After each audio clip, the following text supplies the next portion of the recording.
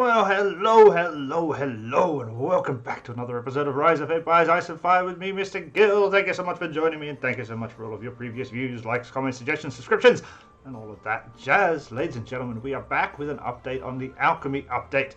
Or rather, we are back saying they haven't done crap yet. Okay, so if you remember, 2 weeks ago they released the Alchemy update, which held much promise, but has so far yet to fulfill that promise. Basically, we got 3 new buildings: the Alchemy Workshop here, the Item Exchange here, and the Fortress of Glory here. We also got 4 new res types. You can see them there. Oh, where were they? Up here. That are spawnable on the world, and we can gather from them and gather the resources. This all comes together to create Lord equipment. That Lord equipment can then be placed on our Lord. Where's our Lord? Like a soul. And you can see that we have some equipment placed. All of these equipments have various attributes. These attributes are random. You get 1 at the top, you get 2 to 4 from the bottom, and the amounts of them are random. They also have a rating. We'll come back to that in a bit. So this seemed like a brilliant thing that was coming. However, they have not fulfilled the last part of the bargain, which is the actual forging. So currently, everybody in the game is gathering lots of this resource, is attacking the Woodward, the Sinister Miner, and getting a chance to receive some pieces of equipment. They're putting those equipment on. They may be swapping those equipment constantly because they've got slightly better equipment, but nobody's really able to go much further with it. If you check the the depot here, and we look up the leaderboard here, you can see there are some high scores for single pieces of equipment. I think roughly our best one at the moment is about 8,000. So there are some people with good equipment. This is a very, very small chance, or possibly there's a way to buy these that I haven't seen yet. But basically, these people have got 1 piece of level 5 gold equipment, which, yes, does have a very high rating. However, it's not absolutely amazing, nor is it forgeable, nor is it, kind of, if you only get 1 piece of gold, what the hell's the point of that? So currently we are in a little bit of a limbo with this whole Alchemy update. It is not good. Some things they changed on day 1 or day 2, I believe. They dropped the attribute buff down 50%. So all of the little things that you see there, where is it again?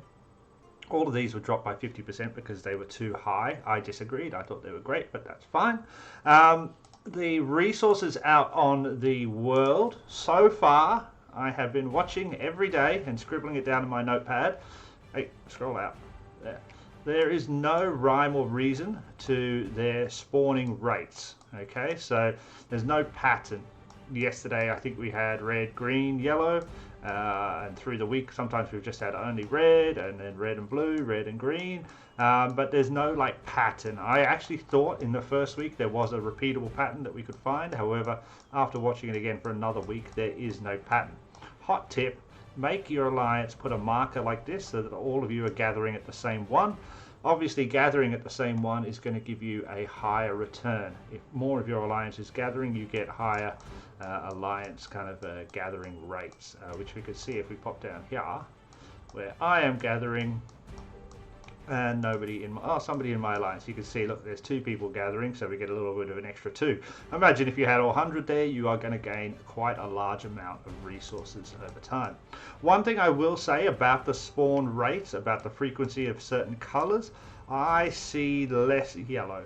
Now, it's only a week and a half of notes, a week and a half of trying to discern a pattern, so I can't say that categorically. However, yellow has seemed to come around less, and when it does come, there's usually only 1 yellow as opposed to something like 4 or 5 reds. Reds seem easily to be the most what's the word, not popular, common resource. Yellow seems to be the least. So for the moment, what I'm trying to do on a daily basis, and I highly recommend this, is to find a spot between 2 nodes, like you can see here, and I send one of my miners this way and one of my miners the other way, gathering this. I will then repeat this.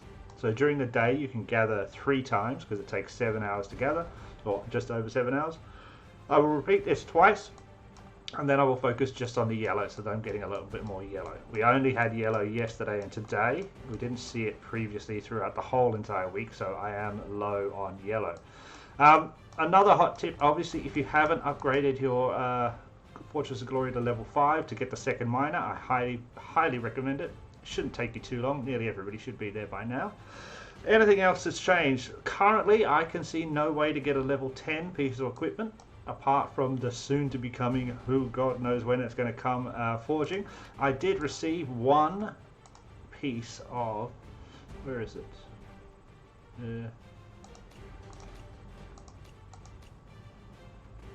So this is what I got. Actually got two now. Fantastic. Because you can see here we've got these level 5 casting drawings. So that means, I'm assuming, when forging is open, we can take one of these, a casting drawing, we can mix it with one of these, a casting core, most likely some resources, and that'll enable us to create a level 5 ominous axe. Yeah. We have the casting drawings for the armor, the ominous amulet, and the ominous covenant. But we didn't have any cores, so casting drawings, and we don't have any cores. So this casting drawing is one part out of 3 used to make a level 10 something. However, we don't have any of the level 10 casting cores, and I can't see a way to get those.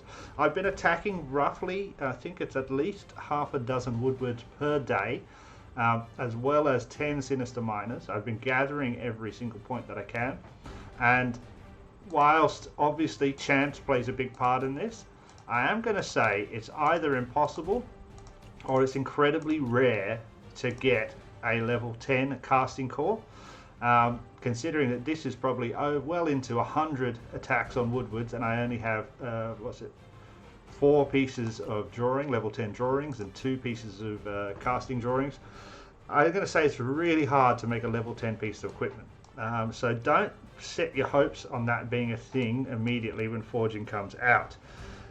They did add the little functionality where we can view every Lord's equipment, which I think is actually a very, very cool thing. If we pop our car and pop like this, it now takes us straight away to the Lord's page. It shows us what they've got. We can have a quick squeeze at their things as well.